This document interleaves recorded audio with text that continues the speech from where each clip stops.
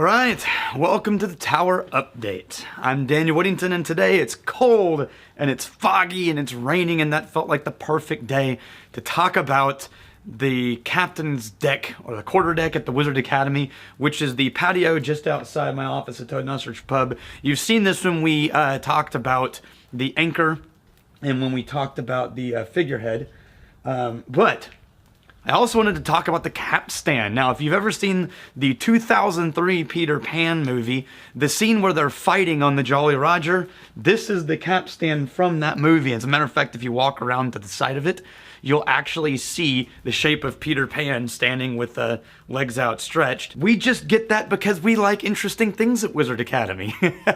This is the entrance to the captain's quarters, and as you know, at the Wizard Academy, there's a lot of different themes going on, and one of them is sailing and ships, and so and keeping course and your North Star and navigation. All of these things are hinted at and echoed around the campus. Also on this quarterdeck is a really great quote from Robert Louis Stevenson. It's pulled from a letter that he wrote to a friend, written, as Stevenson says, from his dreadful pen to his friend Charles Baxter on September 6, 1888. He was sailing around the Marquesas Islands on a ship called the Casco, and he said, "I shall have a fine book of travels, I feel sure, and I will tell you more of the South Seas after very few months than any other writer, except Herman Melville, perhaps, who is a howling cheese."